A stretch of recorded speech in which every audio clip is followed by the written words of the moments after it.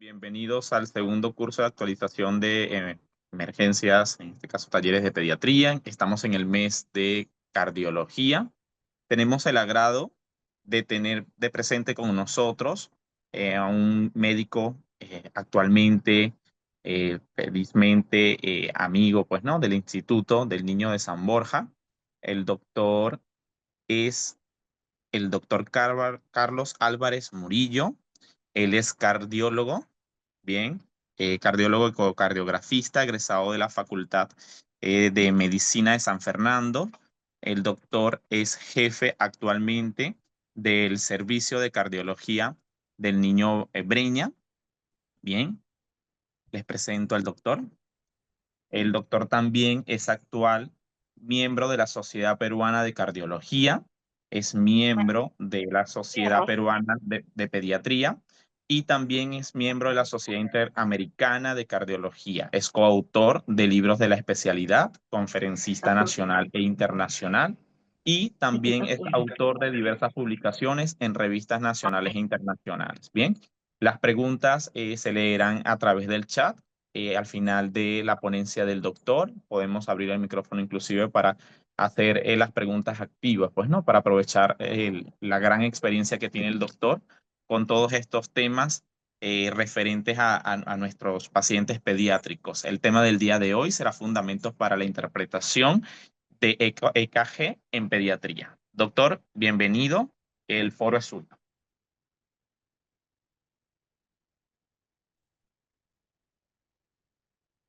Muy bien, muy buenas tardes. En primer lugar, corresponde agradecer al comité organizador, en especial a Grisel. No le pude decir que no, porque ella sabe que estos temas a mí me apasionan, todo lo que es docencia. Así que con mucho gusto. En primer lugar, hay que un poco poner las expectativas en relación al tema planteado. Esto no va a ser una presentación pura y dura sobre electrocardiografía. No, no es la intención. No hablaremos de potencial de acción, del triángulo de Itoven, no. Por ahí hemos considerado no presentar el tema. Tampoco es una presentación sobre terapéutica cardiovascular. El tema está claramente precisado, es hablar sobre electro y lo vamos a hacer en un contexto donde el examen auxiliar, como debe ser, está ligado a la parte clínica del paciente. Pretendemos entonces subrayar la importancia del electro en la rutina de la atención que brinda el equipo de emergencia, conocer cuándo y cómo realizar el registro. Creo que todo el personal que trabaja en la emergencia debe estar en condiciones de hacer un registro adecuado.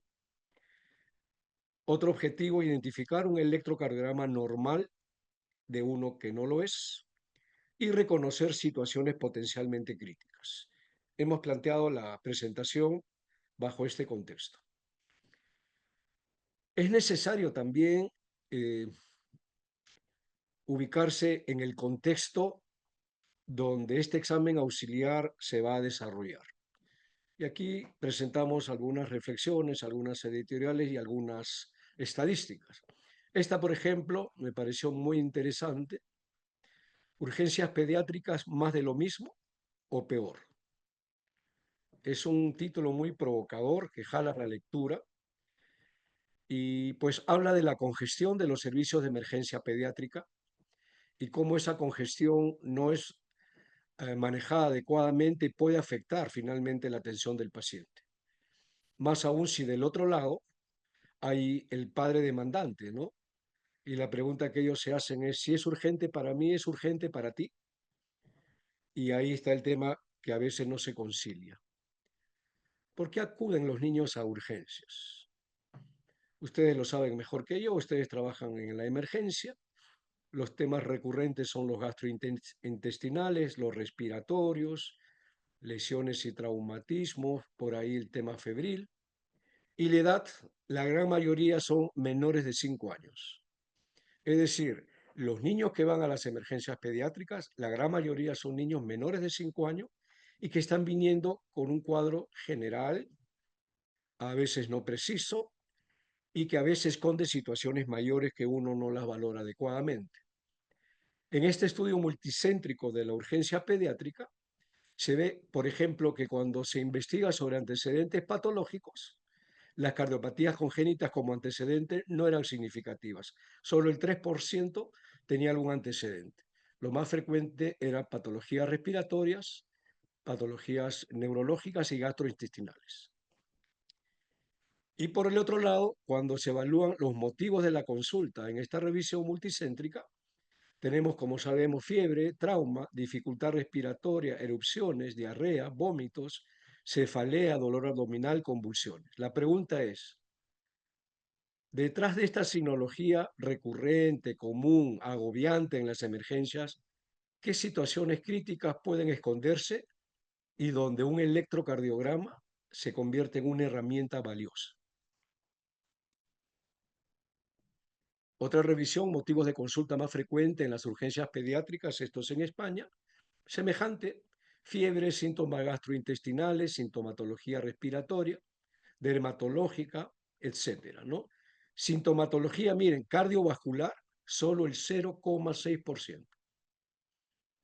La pregunta es la misma. Detrás de la fiebre se esconde algo que puede ser de un impacto mayor, que puede poner en peligro la vida del paciente. Ustedes lo saben también mejor que yo y la respuesta es sí. Aterrizando todo esto a nuestra realidad, este es una revisión del análisis de la situación de salud en Breña, el año 2023. Ya esta es la realidad nuestra, donde vemos que el 2021, el 2022 y el 2023, post pandemia, eh, los, eh, los niveles de prioridad en la atención en la emergencia en Breña prácticamente ha sido 50-50, considerando 1-2, 50%, 3-4, 50%. A través del tiempo eso no ha cambiado mucho. La mitad de las atenciones que se ven aquí son prioridad 1-2. Y cuando eso se desglosa en, eh, por especialidades, vemos que la medicina pediátrica abarca casi el 80%. Es decir, las patologías médicas, esas que son tan variadas, tan difíciles a veces, son las causas comunes, las más frecuentes y a las que debemos estar preparados en atender para evitar sorpresas. Revisé un poco qué estaba pasando últimamente por San Borja. Bueno, no últimamente, este es el mismo reporte de la Unidad de Tecnología de la Información, prepandemia y pospandemia, y hay una diferencia que la conocemos, Grisel más que yo, y donde prioridades 1 y 2 no llega al 20%. Prácticamente el 80% son prioridades 3 y 4. Otra vez la misma pregunta. Detrás de ese gran volumen de pacientes de prioridad 3 y 4 en apariencia, por ejemplo, tengo palpitaciones, por eso voy a la emergencia, o tengo cefalea y por eso voy a la emergencia. ¿Qué otras cosas pueden estar escondidas? Y lo que se trata ahora es, en este escenario, cómo el electrocardiograma se puede constituir en una herramienta valiosa. Más aún, si las emergencias cardiovasculares en una emergencia pediátrica no solo están relacionadas a cardiopatías congénitas, sino a otros procesos médicos, quirúrgicos, congénitos o adquiridos. La sala de emergencia pediátrica entonces es el escenario de primera respuesta. El tiempo que toma la adecuada valoración de una emergencia cardiovascular, evidente o no, es crucial y puede determinar evolución y pronóstico. Ojo con esto, no son eventos frecuentes, pero pueden ser letales. Uno debe estar siempre con los 5 sentidos, con las antenas prendidas, porque detrás de una consulta aparentemente sencilla puede haber una situación potencialmente letal. Bien, ya entrando al tema, la pregunta obligatoria era, ¿cuándo tomar un electrocardiograma a un niño? Obviamente, dolor precordial, palpitaciones, soplo cardíaco, desvanecimiento síncope, sospecha de arritmia, un paciente con inestabilidad hemodinámica, si hay historia familiar de muerte súbita. Este es un dato crítico. y debe ser consignado, yo creo que siempre, en toda historia clínica, más aún en la de emergencia. También hay que tomar un electrocardiograma, miren, en el niño con convulsiones, en el niño con cefalea, en el niño con mareas. Hay por ahí algunas series que reportan casos de epilepsia familiar, donde más de un miembro de la familia tenía este síndrome, cuando lo que en realidad tenía era un problema eléctrico cardiovascular que le condicionaban arritmias y los eventos convulsivos. Trastornos electrolíticos, trastornos sistémicos, ingesta de fármacos por sobredosificación o por ingesta inadvertida y también los casos con descarga eléctrica. Entonces, miren, hemos subrayado convulsiones, cefalea y mareos porque son frecuentes y porque, como vamos a ver, a veces detrás de esas señales pueden haber problemas serios. De tal suerte que la historia clínica, el examen clínico, los exámenes auxiliares, una radiografía y el electrocardiograma, miren, y el electrocardiograma debieran ser las herramientas rutinariamente evaluadas en el contexto de una emergencia pediátrica. Y yo he agregado algo a este cuadrito. Yo pienso, y por lo menos así lo hemos establecido, toda interconsulta cardiología debe ir acompañada necesariamente de un electrocardiograma. Necesariamente. No puede menospreciarse la importancia de un electrocardiograma por más tomografía, resonancia o cateterismo o lo que quieran. Sigue siendo una prueba muy importante como lo vamos a demostrar. Ahora sí entramos al tema propiamente dicho. ¿Qué es el electrocardiograma? El electrocardiograma no es otra cosa que el registro gráfico de la actividad eléctrica del corazón. Esta actividad eléctrica tiene un camino que se origina en el nodo sinusal, luego va al nodo auriculoventricular, como recordamos, va a la rama derecha, a la rama izquierda, a la fibra de Purkinje. Entonces, hay un sistema eléctrico microscópico que genera una corriente de despolarización que termina en el fenómeno mecánico que es la contracción, tanto auricular como ventricular. Y hoy día van a soñar con PQRST, porque solamente de aquí en adelante vamos a hablar de PQRST. Es importante subrayar también que el electro, como ya vamos insistiendo, no solo es cuando hay alteraciones cardiovasculares evidentes o no, sino también para alteraciones de otros sistemas, para evaluar el medio interno, para evaluar procesos sistémicos y también, como no, nos ayuda indirectamente para hacer una valoración hemodinámica. Un poquito el recordaris de lo que acabamos de señalar, el esqueleto del sistema eléctrico del corazón, donde desde ya quiero que graben este concepto. Todo se inicia en el nodo sinusal. Por lo tanto, una actividad eléctrica normal genera un trazo electrocardiográfico que se define como ritmo sinusal. ¿Qué queremos decir? Que se inicia en el nodo sinusal y ha hecho toda la secuencia hasta completar en la actividad eléctrica a nivel ventricular. Ritmo sinusal, una parte fundamental del diagnóstico, que lo que nos está diciendo es que la actividad eléctrica se origina en el nodo sinusal. Eso grábenlo también porque lo vamos a seguir repitiendo. El nodo sinusal, nodo auriculoventricular, esto genera el QRST, que no es otra cosa que la sumatoria de los potenciales de acción que se van originando a lo largo de la activación que ocurre desde el nodo sinusal. La sumatoria de todas esas activaciones, de todos esos potenciales de acción, finalmente se consolida en el gráfico que todos conocemos y que estamos hablando, el PQRST. Entonces, en un electrocardiograma normal se van a identificar claramente tres ondas del ciclo cardíaco, ¿no? La onda P, el complejo QRS y la onda T. Y hay que, desde ahora, tener en claro lo siguiente. La actividad eléctrica es parte integral del sistema cardiovascular y obviamente tiene un correlato directo con la hemodinámica y con la fisiología cardíaca.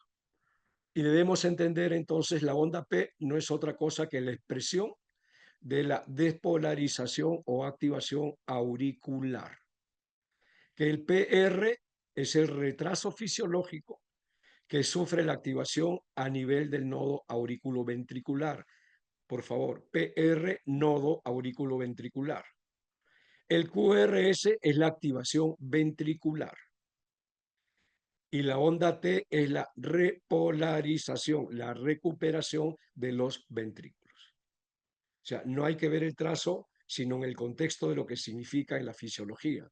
Onda P, activación atrial; PR, el enlentecimiento fisiológico a nivel del nodo AB; QRS, la activación ventricular; y onda T, la repolarización ventricular.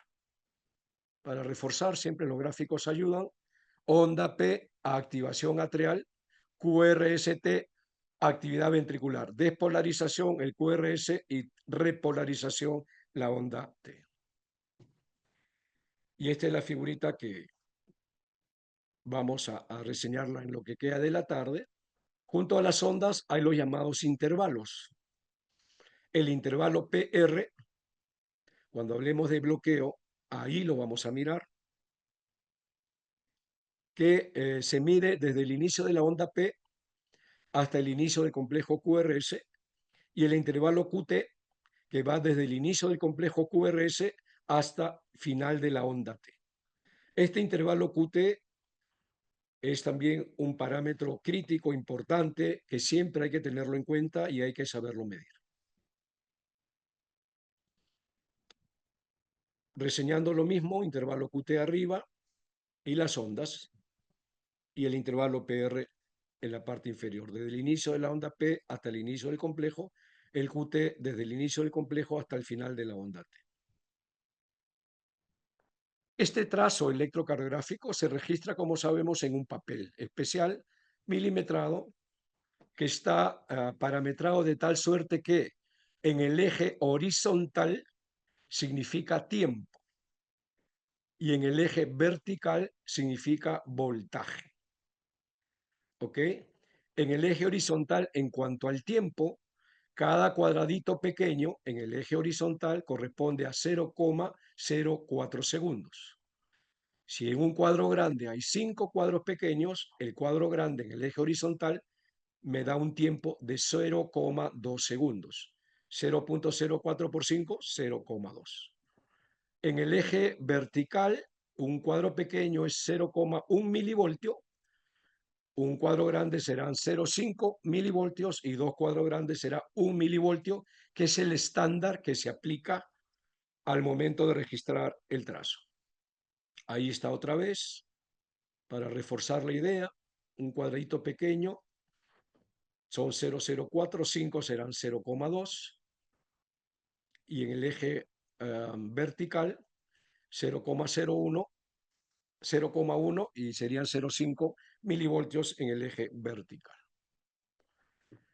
Bien, el registro. El registro electrocardiográfico es tan importante como su interpretación. Si no tenemos un adecuado registro, vamos a tener problemas para poder identificarlo. Siempre me gusta hacer reseñas, siempre hay que reconocer de dónde venimos. Y estas son imágenes históricas de cómo fue el primer registro de un electrocardiograma. Se utilizaba un galvanómetro, una imagen real.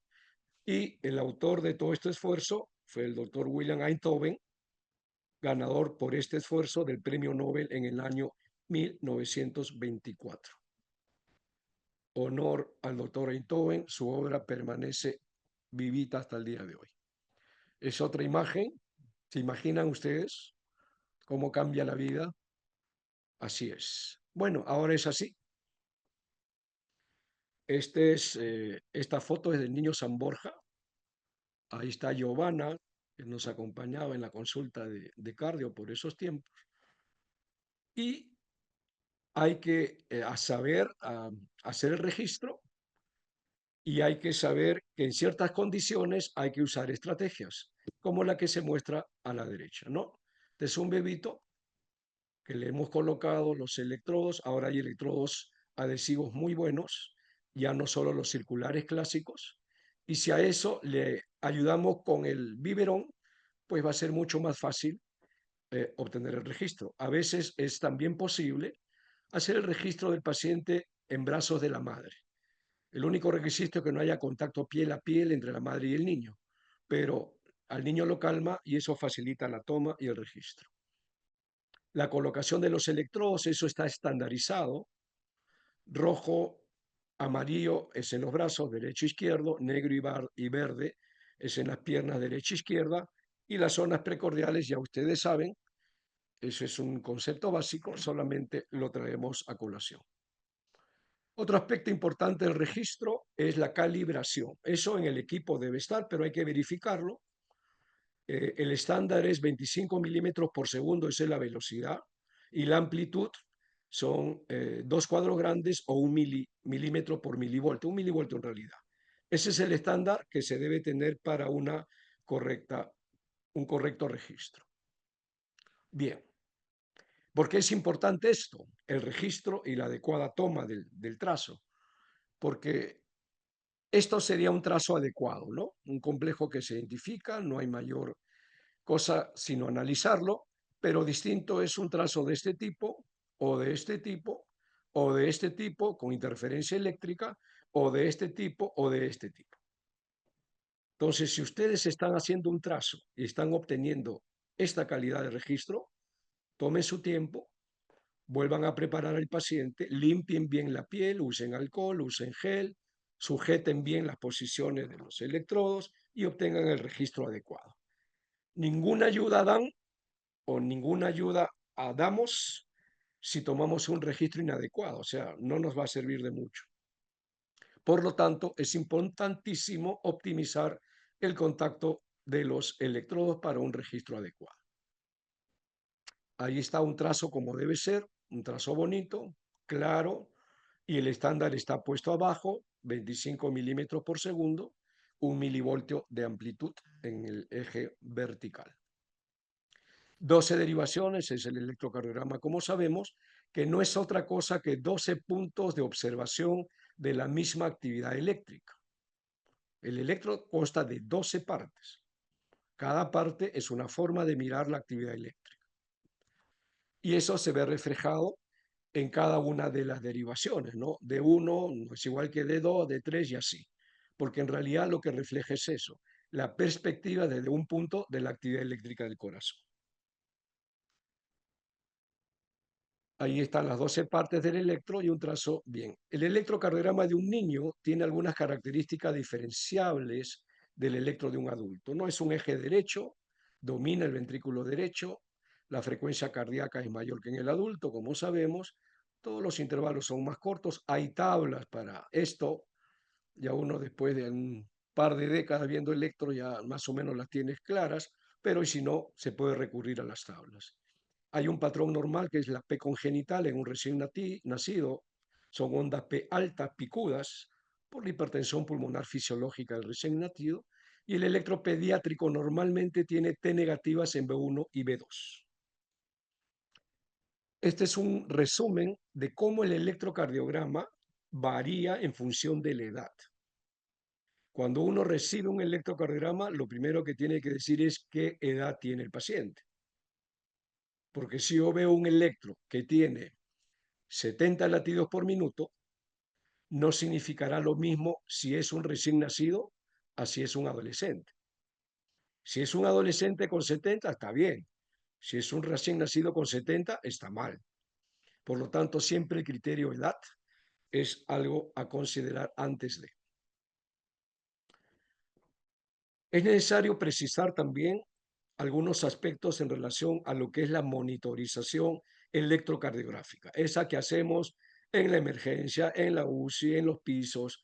No, necesitamos un monitor, pedimos un monitor. Bueno, vamos a ahora recordar qué utilidad nos da un monitor. ¿Cuál es el objetivo de monitorizar un paciente con un trazo electrocardiográfico?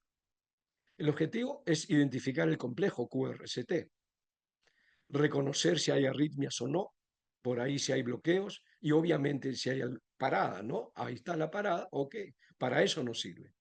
También nos puede ayudar para reconocer cambios isquémicos, indirectamente para evaluar el medio interno, la ventilación también. Pero ojo, el monitoreo electrocardiográfico no es un diagnóstico electrocardiográfico completo. O sea, no pretendamos obtener una información que un monitoreo no te va a dar. Lo otro, hay una serie de situaciones que pueden ocurrir mientras un paciente está monitorizado. Puede tener un paciente un electrocardiograma normal y estar hipotenso. Puede tener un electro normal en el monitor y tener gasto sistémico disminuido. Puede tener un trazo normal, estar normotenso y tener el gasto sistémico disminuido.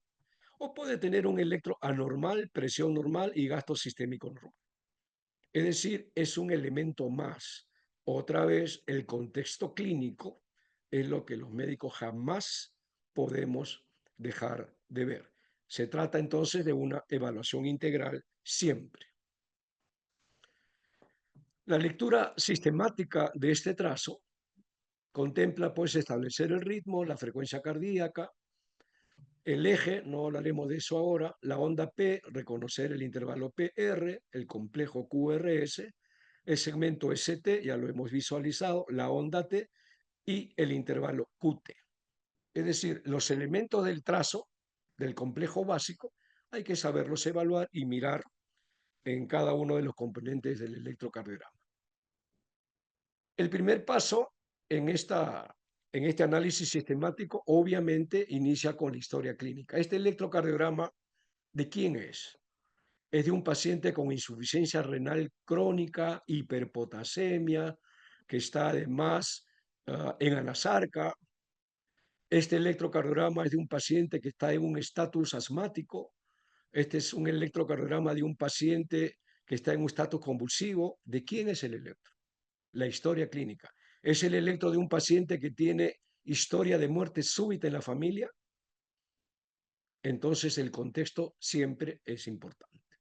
Lo otro, lo que ya habíamos dicho, eh, la adecuada registro, el adecuado registro en cuanto a la técnica que hemos empleado, ¿no? El primer punto en este análisis sistemático es el ritmo. Ya lo habíamos adelantado, el ritmo normal es el ritmo sinusal, que es el ritmo que se origina en el nodo sinusal y que es el que da origen a la onda P. Por lo tanto, el ritmo será sinusal cuando hay onda P, sobre todo en D1 y D2, P positiva. La onda P va seguida del QRS, cada onda P va seguida de un QRS. El intervalo PR desde el inicio de la P hasta el inicio del complejo es constante, el PR es constante, y la morfología de la onda P no varía. Esos son los criterios para hablar de que mi paciente tiene ritmo sinusal. Tiene onda P positiva de 1 y de 2, el PR es constante, cada onda P sigue de un QRS y la morfología de la onda P es la misma. Sinusal entonces. Entonces, si a estas alturas de la tarde ya vamos entrando al tema del diagnóstico eléctrico, ya reconocemos esto, y ya sabemos que si hay onda P, si es la misma onda P, si cada onda P sigue de un complejo QRS y que el intervalo PR es el mismo, podemos decir mi paciente tiene ritmo sinusal regular normal. Y eso ya es un diagnóstico. Y no habrá ninguna duda en diferenciar ese trazo de este trazo. Veamos, ¿hay onda P? Sí, sí hay onda P. ¿La onda P es la misma? Sí, al parecer es la misma. Después de cada onda P, ¿hay un complejo QRS? No. ¿Podemos decir, es sinusal por acá y no es sinusal por acá? No.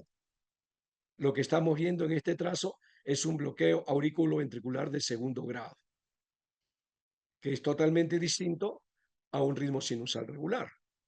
Si los criterios los hemos entendido, aquí onda P, PR constante, seguido QRS, la misma onda P, es fácil identificar esto, diferenciarlo de esto y diferenciarlo de esto. En este último caso, nos preguntamos igual, ¿hay onda P? no hay onda P. Si no hay onda P, no hay PR, aun cuando hay QRS. Esto es una fibrilación auricular.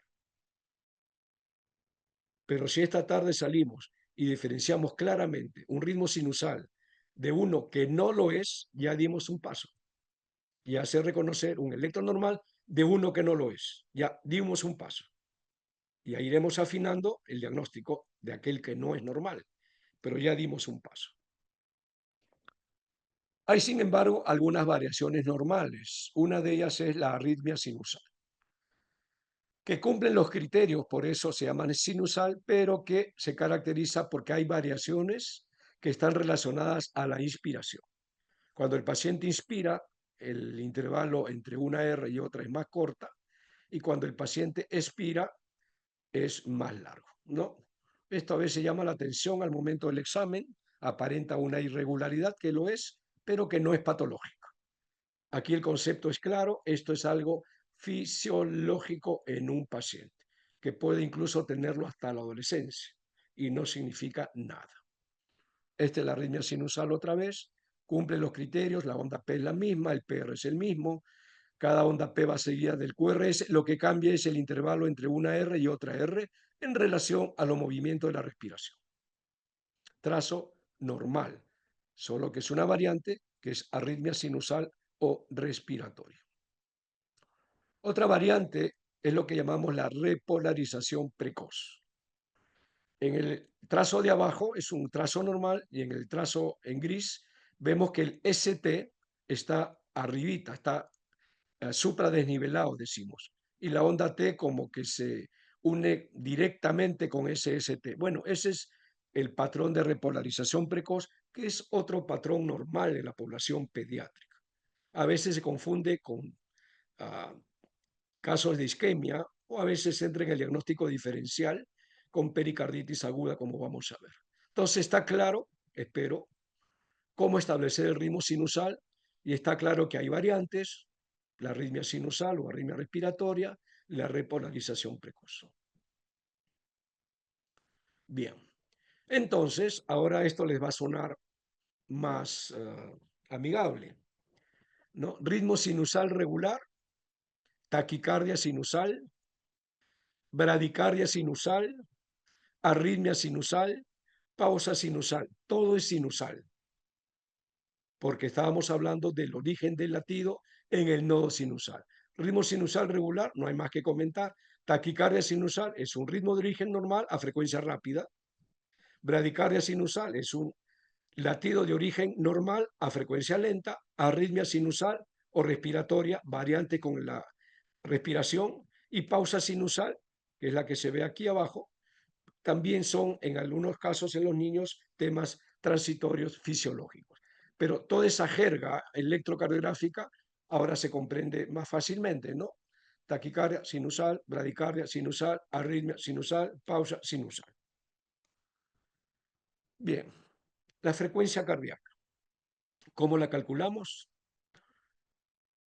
Aprendiéndose esta secuencia: 300, 150, 100, 75, 60, 50. Si un complejo, el R, está separado de otra R por un solo cuadro grande, la frecuencia es 300. Si está separado por dos cuadros grandes, la frecuencia es 150. Si está separado por tres cuadros grandes, la frecuencia es 100. Si está separado por cuatro cuadros grandes, es 75. Y por cinco, como en el ejemplo, es 60. Es decir, lo único que yo necesito es saber cuántos cuadros grandes hay entre R y R y saber 300, 150, 175, 60, 50. Una mnemotecnia que se cumple siempre. Y acá está en ejemplos más claros un cuadro grande, 300, 2. Acá hablamos de frecuencia, ojo, de frecuencia. No estamos hablando de ritmo. Y aquí todavía estamos hablando de frecuencias en ritmos regulares. Esto aplica para ritmos regulares. Y esa es la mnemotecnia: 300, 150, 100, 75, 60, 50. Para ritmos regulares. Porque para los ritmos irregulares la cosa cambia. Yo no puedo aplicar la otra fórmula porque hay una irregularidad. No es posible aplicar. ¿Qué debo hacer? Hacer un trazo que comprenda 6 segundos. ¿Cómo lo consigo? Fácil. Hemos dicho que en el eje horizontal un cuadro pequeño es 0,04 segundos, un cuadro grande lo multiplico por 5, serían 0,2 segundos. Si sumo 30 cuadros grandes, 30 por 0,2, ahí tengo 6 segundos. El trazo de aquí es de 30 cuadros grandes, aquí hay 6 segundos. ¿Qué debo hacer yo? Contar cuántos complejos hay en esta tira de 6 segundos para luego multiplicar por 10, porque son 60 por minuto, 60 segundos en un minuto, para obtener la frecuencia, ¿no? Aquí tengo un registro de 6 segundos y dentro de esos 6 segundos, en un ritmo irregular, tengo 1, 2, 3, 4, 5, 6, 7. 7 por 10 en un ritmo irregular, 70 latidos por minuto. Esto aplica para los ritmos irregulares. Muy bien, entonces estamos haciendo esta lógica de un análisis. La onda P, la miramos, la primera pregunta clave, ¿existe onda P o no hay onda P? Ya hemos visto la importancia de eso, de dónde viene y cómo eso nos define el ritmo sinusal. Las ondas P son todas iguales, a una frecuencia regular. Hay una onda P antes de cada QRS o al revés, después de cada P hay un QRS y el intervalo PR regular es el análisis que hay que hacer. No es complicado, es solo hacerlo. Entonces, hasta aquí hemos avanzado una semiología electrocardiográfica básica. Ya sabemos calcular la frecuencia, determinar regularidad, evaluar las ondas P. Sabemos el intervalo PR, que es como de dónde a dónde se mide, y también podemos medir la duración del complejo QRS. Bien, esto ha sido el concepto básico de lo que es el registro, cuándo tomar un electro, qué significan las ondas.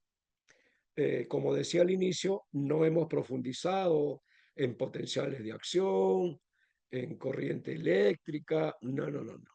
Creo que aquí lo que cabía era entrar de frente al tema sin que no sea importante lo que estamos omitiendo, pero para efectos didácticos lo consideré mejor así. Ahora vamos a comenzar a evaluar esta herramienta, el electrocardiograma, en algunos aspectos de la práctica diaria. Empezamos. El electrocardiograma en los desórdenes de los electrolitos, ¿cómo nos ayuda? Aquí el primer concepto que hay que incorporar es que más sensible que el dosaje sérico de un electrolito puede resultar un electrocardiograma. Miren lo que estoy diciendo. Más sensible que un dosaje sérico puede resultar un electrocardiograma. ¿Por qué? La respuesta es porque el electrocardiograma está midiendo la concentración intracelular. Por lo tanto, es mucho más fiable, mucho más sensible, mucho más específico.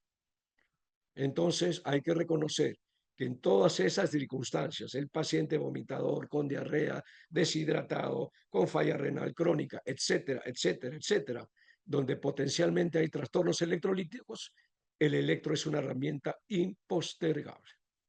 En caso de hipercalemia, como en los demás cambios, hay una relación directa entre los cambios que ocurren y el nivel sérico.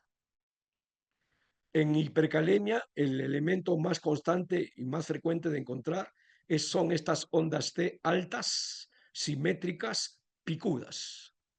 Aquí ya estamos con un calcio de 7.000 equivalentes por lo menos. O sea, yo veo un electrocardiograma y veo estas ondas T, si no lo pensé, bueno, planteo el diagnóstico de hipercalemia y confirmaré seguro con un dosaje sérico. Pero miren cómo el electrocardiograma nos puede ayudar. En el caso de la hipocalemia ocurre lo contrario. Miren, hipercalemia, onda T alta, simétrica, hipocalemia ocurre lo contrario. En el cuadro aquí arriba la onda T es normal, se va aplanando la onda T, se va haciendo más prominente la onda U le gana a la T y la T se aplana, como en el ejemplo de abajo, para hacer dominante la onda U. Entonces, la hipocalemia también la podemos evaluar mirando la onda T, como en el caso de la hipercalemia. En el caso del calcio, tenemos igual. Puede ser un reflejo importante de lo que está ocurriendo con el calcio, y el impacto aquí a nivel del electrocardiograma se valora en la medición del QT. Y esto sí es un elemento crítico. En el caso de hipercalcemia, el QT se acorta, y en el caso de la hipocalcemia, el QT se alarga. ¿Por qué importa esto? Porque el QT induce arritmia ventricular grave. El QT, la alteración del QT induce a arritmia ventricular grave. Eso grábenlo, practiquen, tomen el electro, midan el QT. Ahora vamos a ver una condición donde resulta crucial medir el QT. Induce arritmia ventricular grave. Y tú miras un electro y si no estás atenta se te pasa, porque no hay alteración de las ondas. Ojo, no hay alteración de las ondas. Lo que ha cambiado es un intervalo, el QT. Pero ese cambio aparentemente inocente puede provocar una arritmia ventricular grave. Y no solo por el cambio en sí, por razones médicas, sino por razones iatrogénicas, ¿no? Ustedes conocen las situaciones de arritmias fatales luego de intentar corregir una hipocalcemia por una administración inadecuada de calcio, ¿no? Donde puede pasar de un ritmo sinusal a una taquicardia ventricular y eventualmente a una fibrilación ventricular y muerte. Entonces, ese es el impacto que tiene este ion, el calcio, en la actividad cardíaca, porque justamente el calcio es el principal ion de ese influjo del potencial de acción de la fibra cardíaca. Es de ahí la importancia. Entonces, ya saben, el QT es muy importante y hay que abordarlo cuando sospechemos los cambios en relación al calcio. Ahora reseñaremos algunas situaciones especiales. El electrocardiograma en enfermedad del sistema nervioso central. No con poca frecuencia en una emergencia vemos un paciente con un tumor cerebral, con un traumatismo, tequiado, convulsionando, etcétera. ¿Qué es lo que ocurre? Padecimiento del sistema nervioso central como hemorragia subaracnoidea, trauma encefálico, tumores, post-neurocirugía, se asocian a cambios en el electrocardiograma. Estos cambios se ven reflejados sobre todo en el STT. Miren acá, la onda T es negativa, planas primero y negativas después, y ojo, prolongan el QT. También los cambios por estos problemas afectan el QT.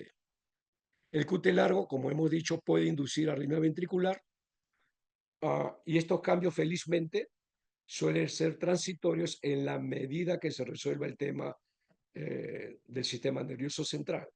Pero ocurre a veces que en ese intervalo se generan arritmias consecuencia de la afectación en el QT que estos pacientes pueden tener. En electrocución, algunas veces se reciben en la emergencia niños electrocutados.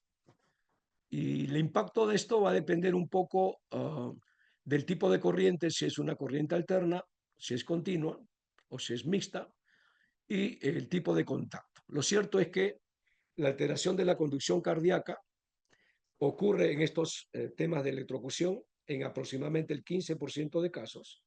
Y lo común que ocurra es taquicardia sinusal, extrasístoles, bloqueos auriculoventriculares de primero o segundo grado y alteraciones del segmento STT. Felizmente se resuelven espontáneamente.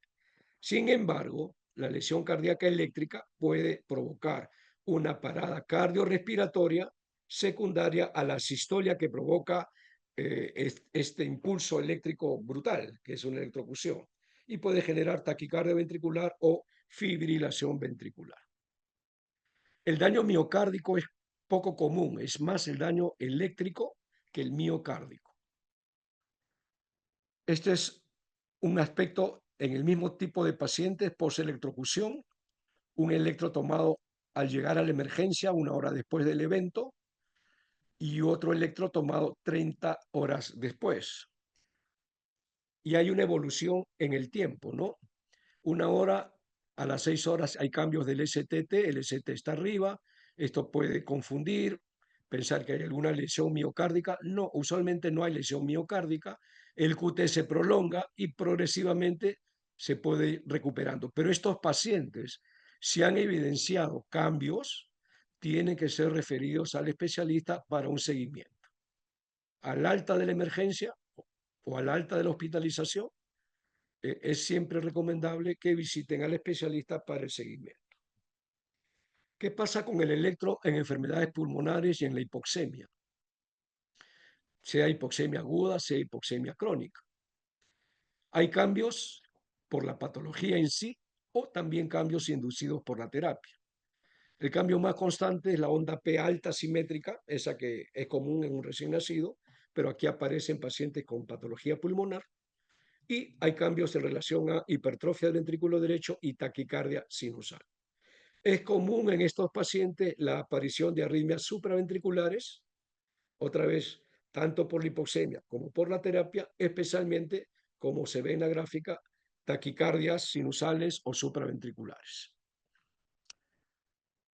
Electrocardiograma y dolor precordial. Algunos conceptos clínicos que son importantes. El dolor precordial como tal es un síntoma común de la consulta médica ambulatoria y de emergencia. Estoy seguro que todos han tenido alguna vez un paciente que llega y dice, doctor, me duele el corazón. Puede ser una condición aguda, pero con frecuencia es una condición recurrente. La edad promedio de presentación, 12 a 14 años. De hecho, las causas cardíacas no, subrayo, no, son las más frecuentes en edad pediátrica. No son frecuentes, pero ahora veremos dentro del infrecuente de qué tanto impacto hablamos. No tiene el dolor precordial en un niño el mismo significado clínico en comparación con un adulto, pero los que trabajamos con niños, tratamos niños y adultos, que son los papás. En este caso del dolor precordial, detrás de un paciente con dolor precordial, siempre hay padres muy preocupados y muy demandantes, siempre. Estas son causas no cardiovasculares de dolor precordial, pueden ser musculoesqueléticas, condrocondritis, herpes, psicógena, respiratoria, la tos en el paciente asmático. Es una molestia común en el asmático, me duele el pecho. Gastrointestinales por el reflujo, esofagitis, hernia del hiato y misceláneas por ahí. O sea, estas son las causas más frecuentes que las causas cardíacas.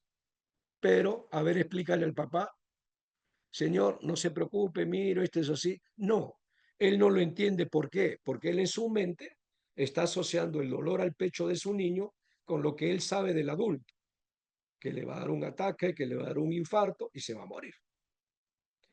Entonces hay que llenarse de paciencia y por lo menos hacer una evaluación mínimamente, otra vez, la importancia de un electrocardiograma.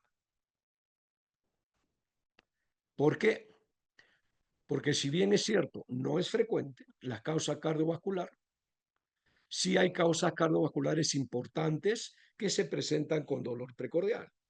La cardiomiopatía hipertrófica, que puede no tener ningún hallazgo a la ocultación. Usualmente sí hay un soplo sistólico, pero a veces no. En general, cualquier lesión obstructiva del ventrículo izquierdo.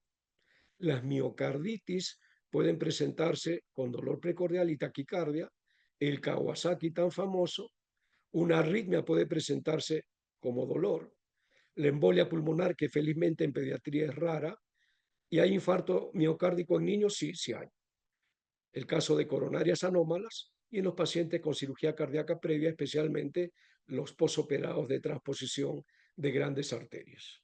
Entonces, no son frecuentes, pero miren la lista. Cardiomiopatía hipertrófica, lesiones obstructivas, miocarditis, Kawasaki, arritmia ventricular. O sea, no es poca cosa. Y a ellas tenemos que ir a buscarlas. ¿Por qué? Porque estas patologías son causas de dolor precordial, pero también pueden tener como primera manifestación, grábenlo, muerte súbita. Por lo tanto, no pierdan jamás la oportunidad de evaluar bien un síntoma que, como digo, es recurrente, trae un entorno muy preocupado, pero que podría estar escondiendo algo más grave.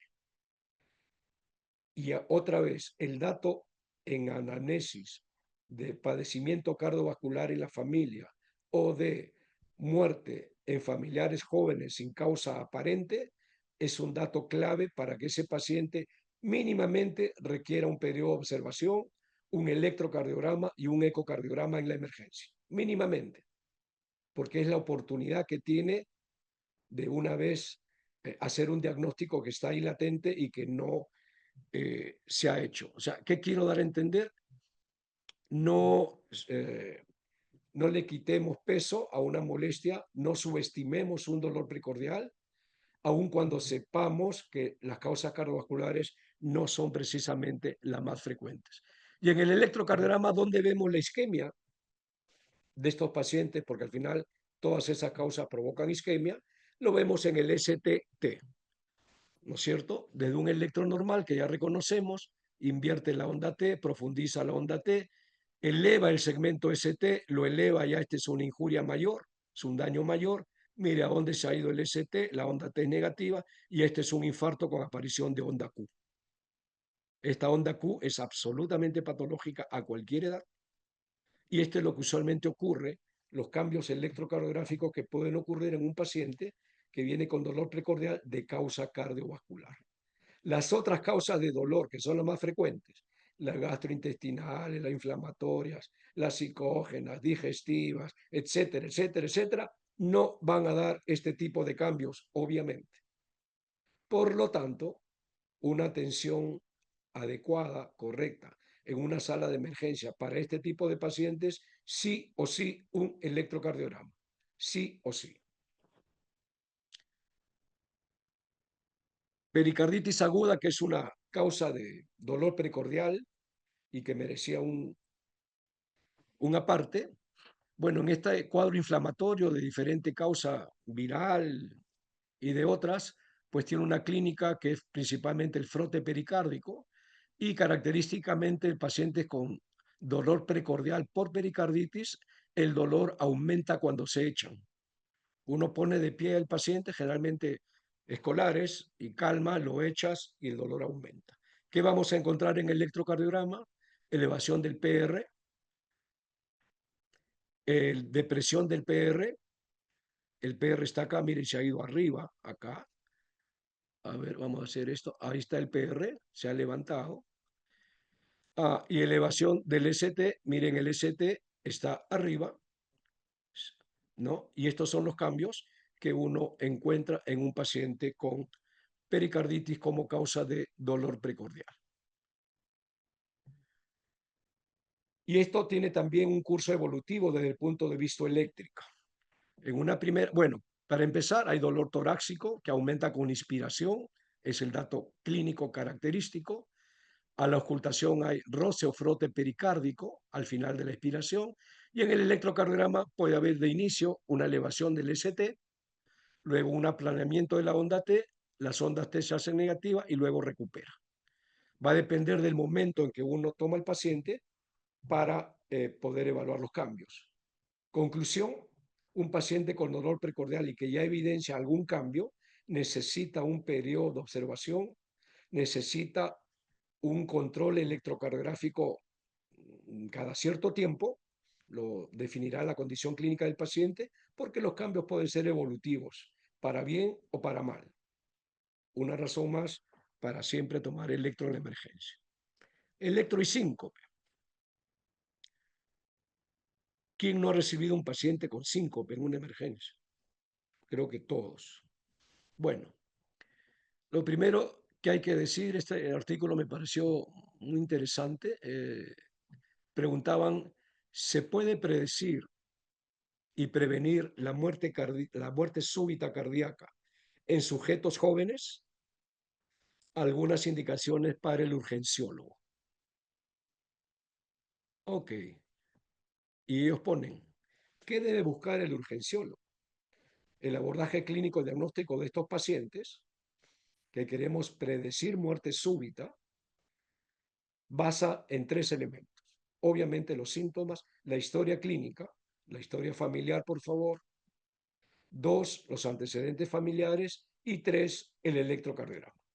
El electrocardiograma. O sea, el curso ha planteado bien el tema, porque como estamos viendo, hay una serie de situaciones donde un electrocardiograma resulta importante.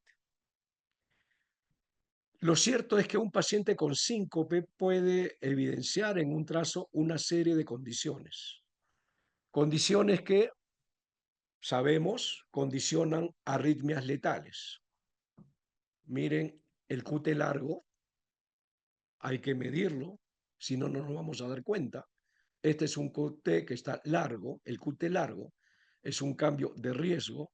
El QT corto, acá se acortó el QT, se acortó, aquí se alargó, aquí se acortó. El síndrome de Brugada, hay toda una clasificación del síndrome de Brugada, donde el principal dato es la famosa onda epsilon. Luego tenemos el síndrome de preexcitación, que es un PR corto con una onda delta que induce arritmia cardíaca, especialmente supraventricular, pero ventricular a veces también. Los cambios del STT que podría estar indicando algún daño miocárdico y también puede indicar bloqueos. Cualquiera de estos patrones pueden estar detrás de un paciente que ha tenido síncope. Ojo, si un paciente tiene un dato de síncope, se ha recuperado, ha venido de la emergencia, lo evalúo y no encuentro clínicamente nada, no lo puedo enviar a su casa. No, porque ya tuvo una condición crítica, una pérdida súbita de la conciencia. Eso no es un dolor de barriga y eso amerita una adecuada historia clínica, como se ha dicho, un electrocardiograma y por lo menos un periodo de observación. Si no hacemos eso y recibimos a un paciente que ha tenido síncope, llegó un examen clínico normal, no ocultó nada, el chico está tranquilo, ya está aburrido, quiere irse a su casa y ustedes lo mandan a su casa y le dicen, saque su cita por el cardiólogo el día lunes, de repente el domingo se muere. Y lo peor es que ustedes no se van a enterar, porque tenía una condición crítica que lo indujo a muerte súbita, donde el síncope que tuvo y del cual se recuperó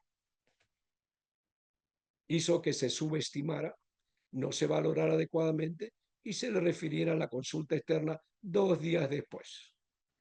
Y eso ocurre, les aseguro. Arritmias y bloqueos. Esto ya es la parte eléctrica. Vamos a ir un poco más rápido. Me dicen cómo estamos de tiempo. Ya hemos cumplido 1 hora. Falta poco, pero igual, por mí, ya he consagrado este tiempo a la emergencia del niño San Borja. El diagnóstico de arritmias pediátricas en un servicio de urgencias, ponen aquí, un desafío académico. Dicen, los eventos arritmogénicos en la población pediátrica constituyen un grupo complejo e infrecuente. La taquicardia supraventricular es la arritmia más frecuente, siendo la principal causa de emergencia cardiovascular en niños con un 90% de los casos.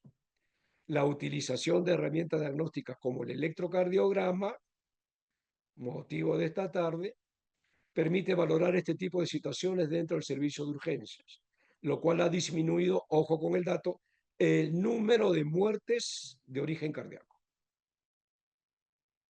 O sea, no estamos hablando sino de cosas críticas. Si yo tengo un niño con arritmia, con una historia sugerente de arritmia, o con un hallazgo de arritmia al momento que yo lo estoy evaluando, ¿qué es lo que debo preguntarme en primer lugar? Debo preguntarme, ¿qué tipo de arritmia es? ¿Cómo lo voy a responder?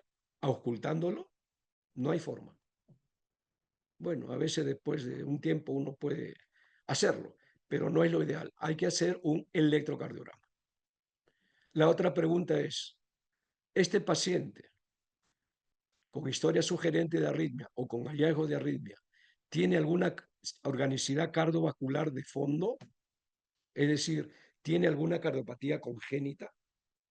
Cardiopatía congénita más arritmia, mal pronóstico. No es lo mismo arritmia con corazón sano que arritmia con cardiopatía congénita. La otra pregunta, ¿qué factores desencadenaron la arritmia? ¿Hay síntomas atribuibles a la arritmia? Especialmente, ¿hubieron mareos, sensación de desvanecimiento, hubo síncope? ¿El paciente está en estabilidad hemodinámica o no? Y el dato clave, ¿hay historia familiar de muerte súbita?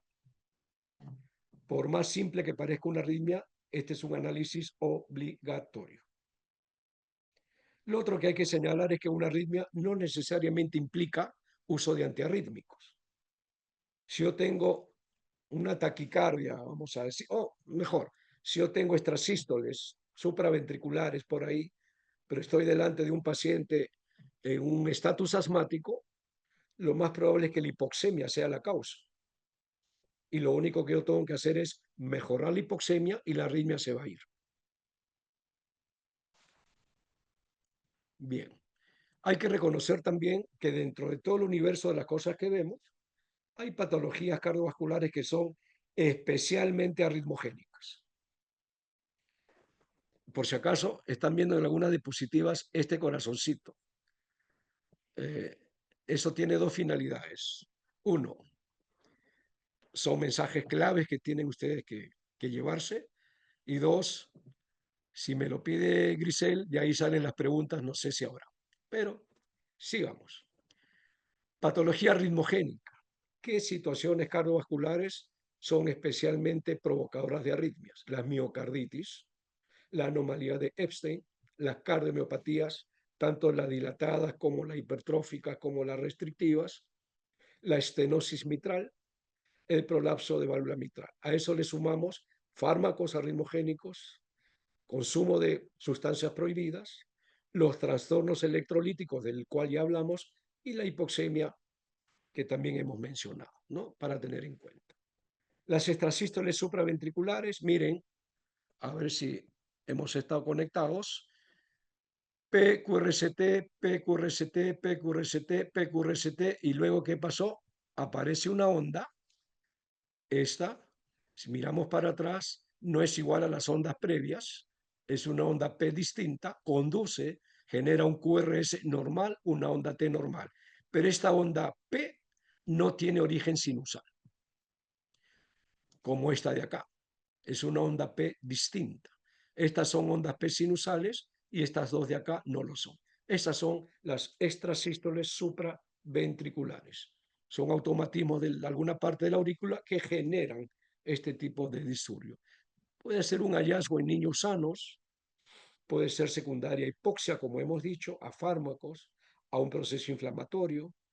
Es común este tipo de extrasístoles en un entorno de UCI, de emergencia o de sala de operaciones, dependiendo del tipo de paciente. Muchas veces es un hallazgo del examen clínico. Puede ser asintomático o puede tener molestias inespecíficas.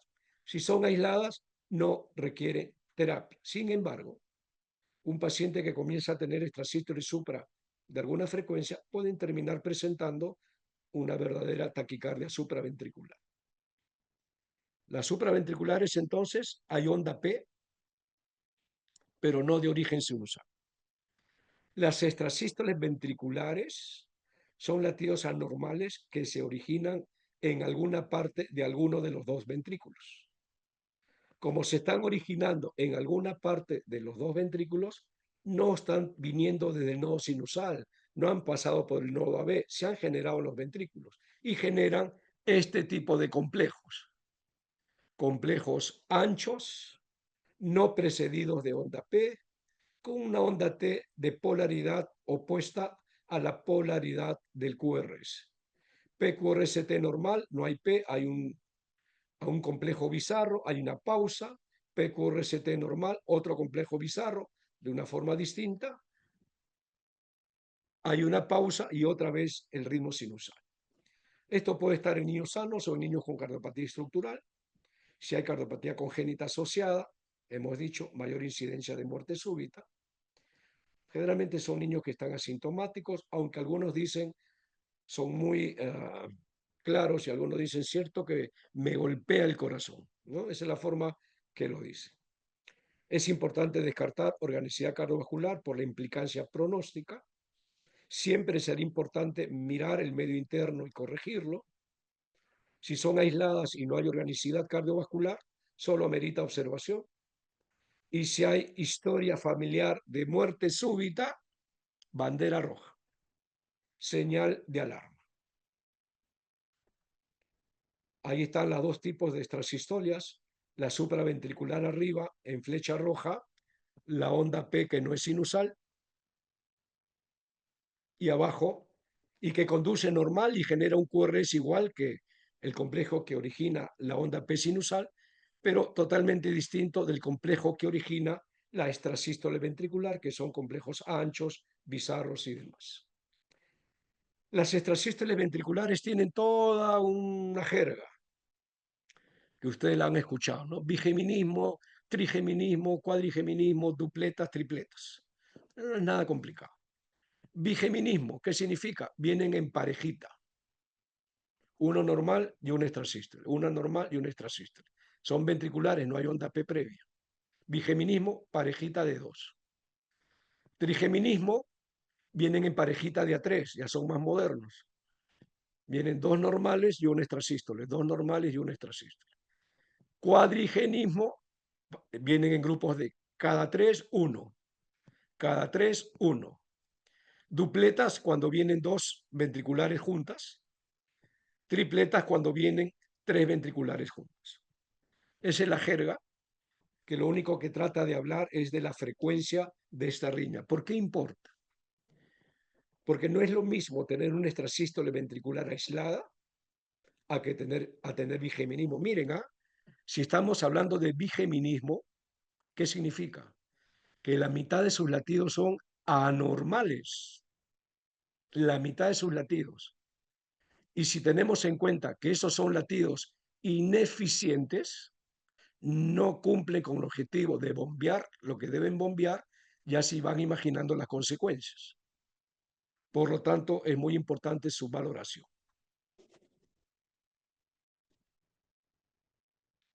Las taquiarritmias pueden ser con complejo QRS delgado, con complejo QRS ancho. Ahí vamos a tener el flúter, la fibrilación o la taquicardia sostenida o no sostenida o la fibrilación ventricular en lo de complejo ancho. Taquicardia supraventricular, una arritmia rápida con complejos delgados, no hay onda P o si hay son retrógradas, aparenta un ritmo regular, pero si ustedes miran bien, eso que parece P no es P, porque está amarrado al ST, no hay onda P, ¿correcto? Y el, y el mecanismo y el mecanismo de acción, ahorita me vuelvo a ubicar, y el mecanismo de acción más común es el mecanismo de reentrada.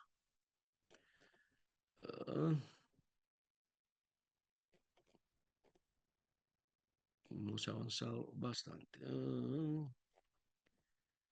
Acá estamos.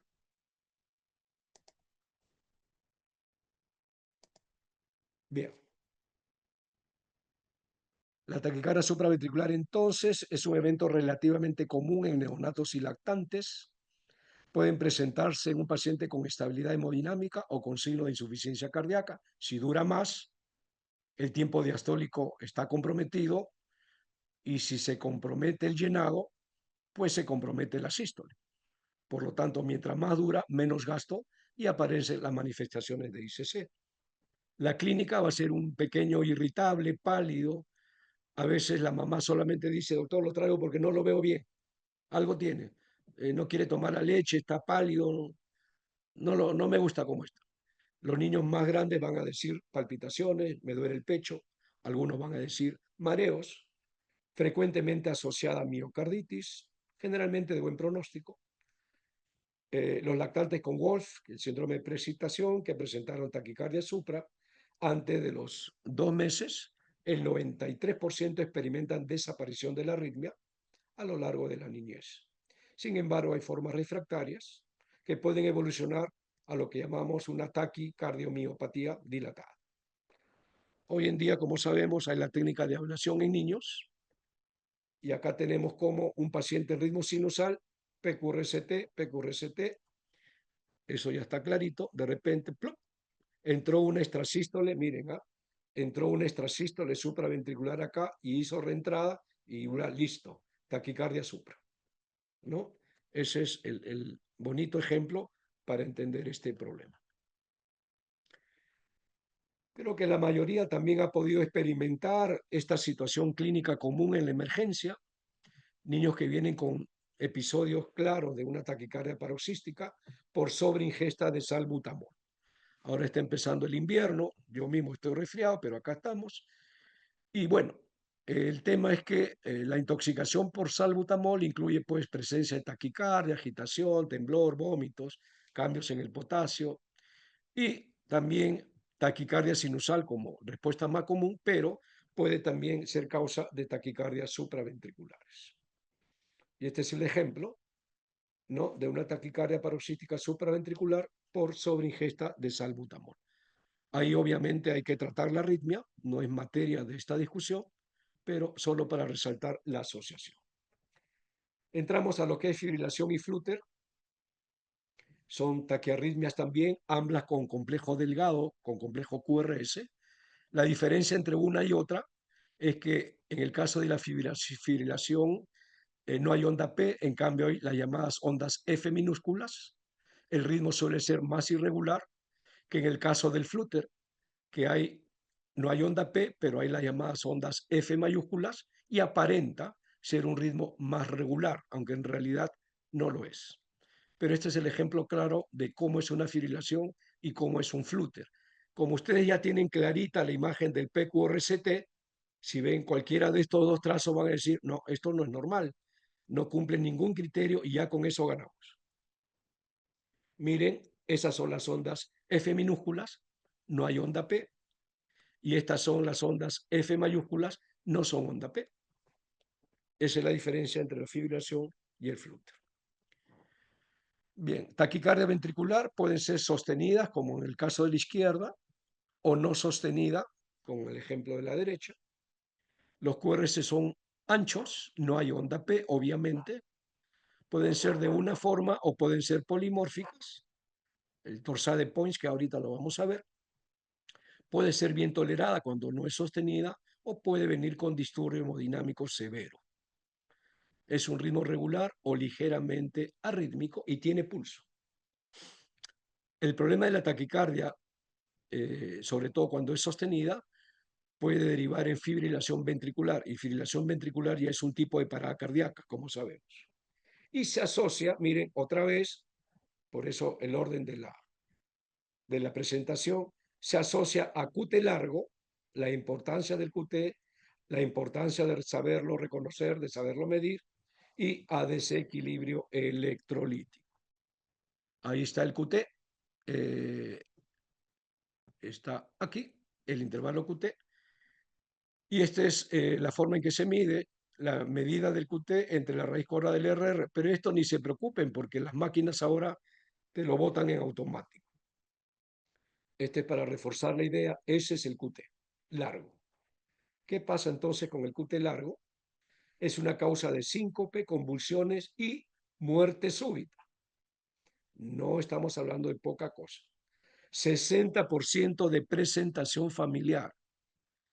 Algunos de estos casos están caminando por ahí como epilepsia familiar. Lo que en realidad tienen son episodios de arritmia ventricular severa que provoca cambios en la perfusión del cerebro, esos cambios entre comillas convulsivos, de recuperación espontánea, y son pacientes manejados como epilepsia cuando en realidad no lo son. Conclusión, para llevar a casa, todo paciente epiléptico, por favor, tomen un electro, por más claro que sea el diagnóstico de epilepsia, y encontrarán alguna sorpresa. Hay medicamentos que se asocian a la prolongación del QT, cisaprida, eritromicina, amitriptilina, ketoconazol, por ejemplo, y hay que tener mucho cuidado. En la lista también está, creo que, acitromicina, que tiene mucho uso actualmente. La fibrilación ventricular es un ritmo caótico, es una arritmia ventricular de focos múltiples, no existe despolarización, no hay contracción efectiva, es un ritmo rápido y desorganizado, no se puede reconocer ninguna onda.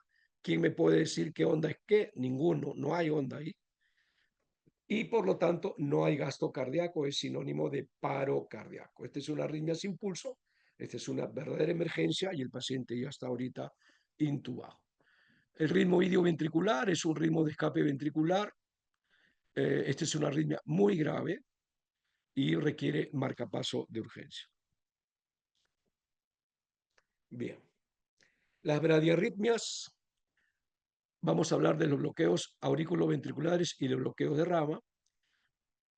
Bloqueos auriculoventriculares. Cuando decimos auriculoventricular, estamos hablando del nodo auriculoventricular. Ahí se ubica el problema, para poderlo entender. Pueden ser de primer grado, de segundo grado o de tercer grado, con una importancia que varía de grado a grado. Cuando hablamos de bloqueo de rama, solo hay dos ramas, la rama derecha y la rama izquierda.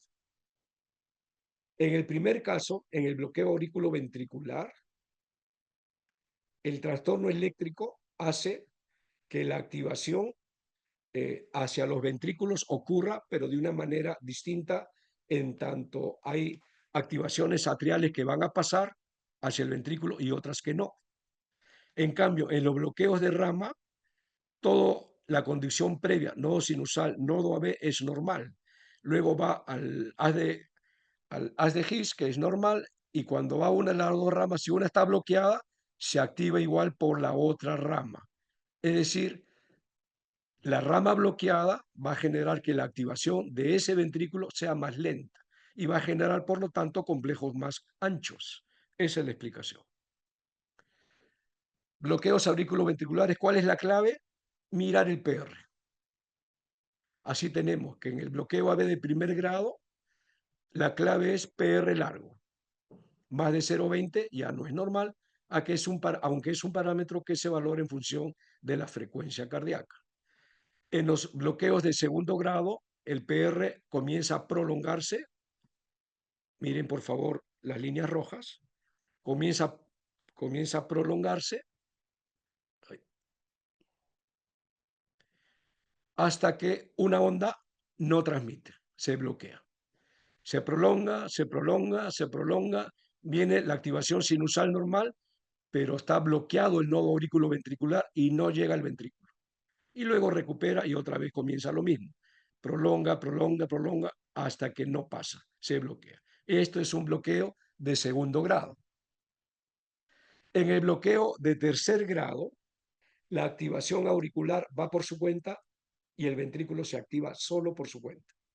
No hay una comunicación entre la activación del nodo sinusal y la actividad eléctrica del ventrículo, que se activa solo, porque hay un bloqueo completo al nivel de nodo auriculoventricular. Entonces, la clave en los bloqueos es el PR. Primer grado, PR largo. Segundo grado, se prolonga hasta que bloquea. Hay tipo 1 y tipo 2. En el tipo 2, algunos conducen, otros no conducen. Y en el tipo 3, las aurículas por su lado, los ventrículos por su lado. ¿Cuál es el significado clínico de estos bloqueos? En el primer grado, puede ser un hallazgo en niños normales o pueden estar asociados a algunas infecciones. Difteria, por ejemplo. Miocarditis, por ejemplo. También es común en Epstein. No dan síntomas y no requieren terapia. Lo de segundo grado tipo 1 es aquel que va prolongando, prolongando hasta que se bloquea. Puede verse en niños normales, pero también en pacientes con miocarditis o cardiomiopatías. En el tipo 2, sin embargo, estos pueden progresar. Sobre todo el tipo 2 de este bloqueo de segundo grado puede progresar a bloqueo completo y requerir marcapaso. Siempre el manejo del medio interno va a ser importante. En el bloqueo de tercer grado, este puede ser congénito o adquirido. Lo adquirido, lo más común es poscirugía cardíaca, pero también se ve en miocarditis y en distrofia muscular. Últimamente, con esto de las enfermedades raras, vemos también muchos pacientes con miopatías, distrofias musculares de mucha formas. Hay que tener claro ahora en relación a ese tema. Hoy sabemos que la afectación del músculo estriado puede ir de la mano con afectación del músculo cardíaco. Antes se pensaban que su desarrollo iba por líneas diferentes. Hoy sabemos que no, que lo que afecta al músculo estriado puede afectar al músculo miocárdico, al músculo cardíaco. Por lo tanto, es obligación de todo paciente con distrofia, por más postrado o discapacitado que esté, hacer un electrocardiograma, porque estos chicos pueden desarrollar bloqueos y eso afectar su condición y su expectativa de vida. Estos bloqueos de tercer grado pueden ser asintomáticos o debutar como Stock Adams, que es la pérdida súbita de la conciencia. Unas palabras sobre el bloqueo AB completo congénito. Miren, las ondas P van por su lado, las ondas P van por su lado y los QRS van por su lado. Aquí alguien podría decir, en este ejemplo, acá hay una P que sí conduce. No, porque el intervalo entre P y P es el mismo. Cada una va por su lado y el QRS solamente ha coincidido. Esta P no está conduciendo a ese QRS. Bueno, esto ocurre 1 por cada 14.000 nacidos vivos. Si yo tengo un recién nacido que tiene 60 latidos por minuto al examen, yo puedo decir tiene un bloqueo completo congénito. Puede ser asintomático o puede debutar con ICC precoz. 85% sobrevive en el periodo neonatal.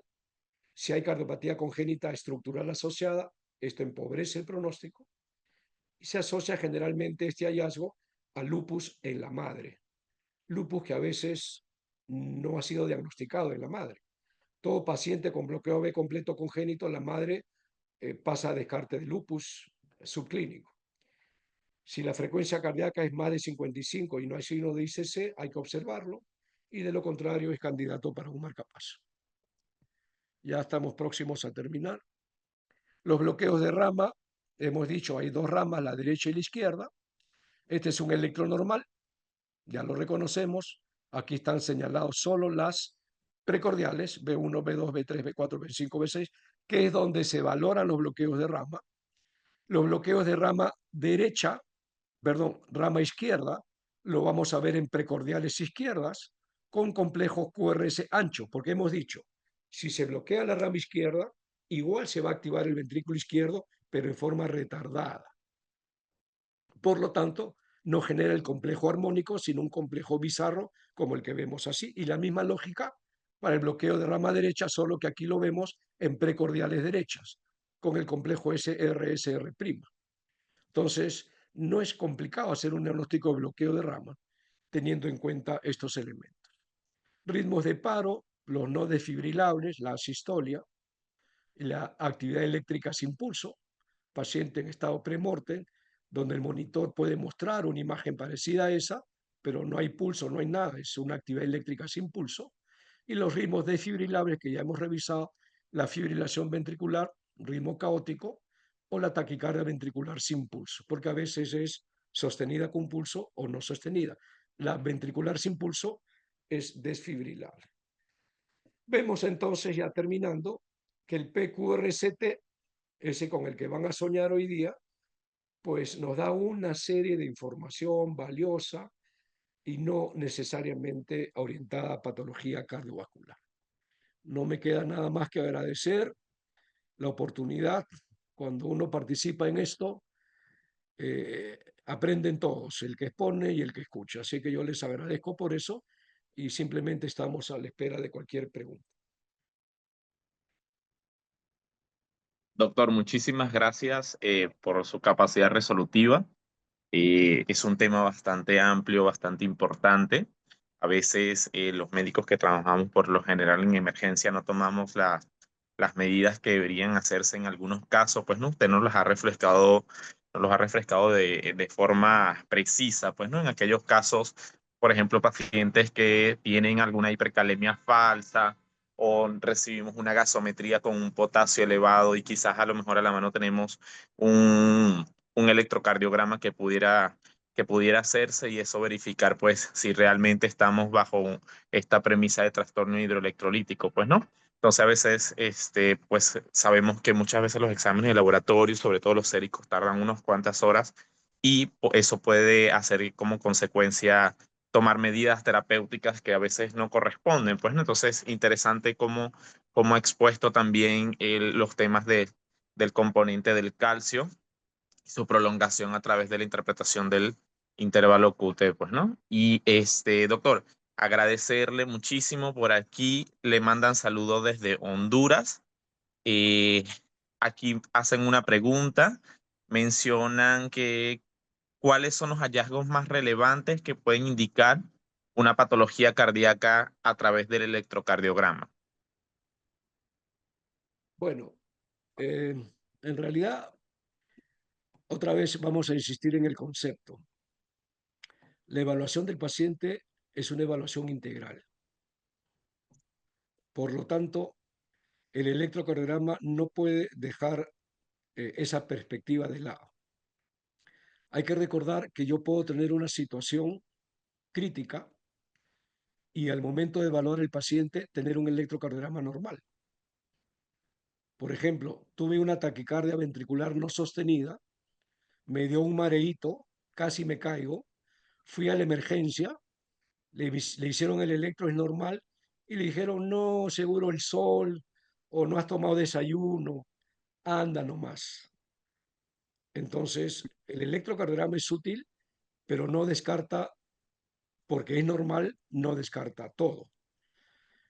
Lo otro, no voy a dejar de insistir, hay situaciones donde el nivel de sospecha hay que intensificarlo. Hay pacientes, sí, pues la demanda es tanta que a veces uno comete el error de rutinizar, pero uno tiene que estar muy atento a ciertas cosas que no pueden pasar delante tuyo sin una atención diferente, ¿no? Por ejemplo, ya hemos dicho, una epilepsia puede esconder sorpresa detrás de una epilepsia. Y ya hemos dicho, un paciente con antecedentes familiares de muerte súbita no puede ser visto como los demás pacientes. Y ya hemos dicho, si yo tengo un paciente que tiene alguna patología sistémica, vamos a decir, un insuficiente renal crónico, yo ya sé que ese paciente tiene un medio interno absolutamente alterado y por ahí pueden haber una serie de cambios a nivel cardiovascular. Entonces, otra vez, el contexto clínico va a determinar qué es lo que tengo que buscar, qué es lo que tengo que afinar en mi evaluación. Esa sería la respuesta. Muchísimas gracias, doctor. Doctor, también por acá nos envían un saludo desde Uruguay, el doctor Vignia. Muy buena presentación, excelente resumen de lectura correcta de electrocardiograma. También tenemos otra pregunta por acá. Mencionan qué patrones electrocardiográficos son más frecuentes en la edad pediátrica. Patrones electro, lo que habíamos mostrado en la presentación es que el electrocardiograma se interpreta en función de la edad. Entonces, el patrón, entre comillas, va a depender de la edad. En todo caso, lo habíamos resumido, el patrón normal de un electropediátrico es un patrón con un eje eléctrico a la derecha, un patrón con dominancia del ventrículo derecho, es decir, las Rs son más dominantes en precordial B1, B2, B3 en el paciente pediátrico. En el paciente adolescente será lo inverso, las R serán más dominantes en B4, B5, B6. Digamos, siempre hay que interpretar esto en función de la edad. Yo creo que si ustedes han, y espero que sí, me haría muy feliz que el concepto haya quedado claro, si hemos entendido exactamente lo que significa el electro, lo que significa y cómo se originan las ondas, qué cosa evalúa y todas las formas en que esto puede verse modificado, nos debe hacer siempre evaluar al paciente en forma individual, ver su contexto clínico y ahí, por eso presentaba al inicio, qué es lo que ocurre en una emergencia. Viene de todo, viene bueno, viene malo, viene muy malo. ¿Cómo en medio de todo eso yo puedo discernir? No, acá tengo que hacer algo más, tengo que mirar bien es complicado. Ahí viene el juicio clínico y eso ya poco a poco la experiencia te lo va. Pero a ver, todo paciente con síncope, evaluación muy clarita. Todo paciente con dolor precordial, evaluación muy clarita. Todo paciente con patología crónica, evolución muy clarita. Si está tomando algún tipo de fármacos que potencialmente modifican la actividad eléctrica del corazón, evaluación muy clarita. Ahí tenemos que ir a atacar y mirar mi electro y valorarlo correctamente. Ok, doctor, muchas gracias. Doctor, otra pregunta. En su experiencia, comentan por acá cuáles son los errores más comunes que cometemos al interpretar electrocardiograma. Es una pregunta muy interesante, muy interesante. Me hizo acordar una vez a una obra de teatro donde salió un artista a presentar por el Día de la Medicina y entre broma y serio decía, me han pedido que les haga una presentación, lo decía en medio del auditorio, que les haga una presentación orientada a cómo evitar los errores en medicina.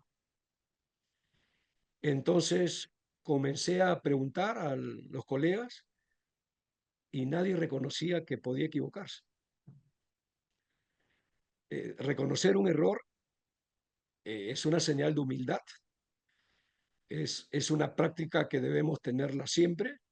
Solo no se equivoca el que no hace nada, pero el que todos los días está haciendo algo, pues hay la posibilidad estadística que te equivoques.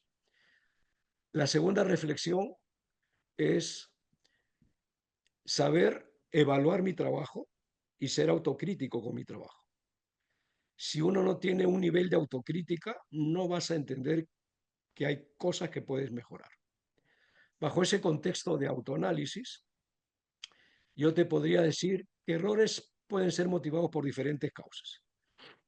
Una causa de error es un mal registro, como lo hemos mostrado. Yo puedo hacer un diagnóstico de fibrilación, del bloqueo, porque el registro estuvo malo. Entonces, una primera causa de error es el registro. Una segunda causa de error es la colocación de los mismos electrodos, ¿no es cierto? Ponemos derecho por izquierdo, izquierdo por derecho, me sale un trazo y si no estás acucioso vas a hacer 1000 diagnósticos incorrectos. Otra causa de error, y eso lo vemos mucho eh, con motivos de interconsultas, cuando están mirando un monitor y el monitor hace algunas variaciones, pero son variaciones por movimientos del paciente, que está conectado a un ventilador, lo están atendiendo y tal, y alguien mira el ventilador y dice, está haciendo arritmia. Y no, es una cuestión de registro. De ahí en más ya es una cuestión de error por experiencia o por desconocimiento. Y eso ya cada uno lo evalúa, ¿no? Eh, yo te podría decir que algo que he visto y que siempre me ha llamado la atención, diagnósticos de bloqueo AB de tercer grado que no eran diagnosticados como tal, sino como bradicardia sinusal, porque como habían ondas P y algunas coincidían con el QRS, decían es sinusal, bradicardia sinusal, pero cuando lo que en realidad era un bloqueo de tercer grado. Entonces, eso pasa por un análisis acucioso detallado, sistemático, para no caer en error. Gracias, doctor. Otra preguntita por acá, doctor, menciona, para la evolución de la miocarditis, el indicador más confiable aparte del clínico es la normalización del EKG o los niveles de troponina. Oh, buena pregunta. Eh, a ver, la miocarditis es un proceso inflamatorio de diferente etiología. Puede estar como miocarditis solamente o como miopericarditis, que es lo más común. Este compromiso pericárdico puede tener derrame, el derrame puede ser poco, puede ser mucho, y todas esas son variables que van a determinar cómo se presenta un electrocardiograma. ¿Qué cosa es más sensible, si la troponina o un electrocardiograma? Yo te diría que con troponina pueden haber más falsos positivos que con un electrocardiograma, en mi experiencia. en mi experiencia, yo he tenido resultados de troponina que no han correlacionado tanto en sentido positivo como negativo. ¿Ah? He tenido troponinas normales con clínica y electrocardiograma anormal. Y he tenido troponinas algo sobre el rango normal con un electro absolutamente patológico y con una clínica clara de miopericarditis. Entonces, esas son una serie de variables que cada centro tiene que aprender a evaluar. Gracias, doctor. Bien, por acá otra preguntita. Mencionan los criterios de alta en el EKG de un paciente con síncope.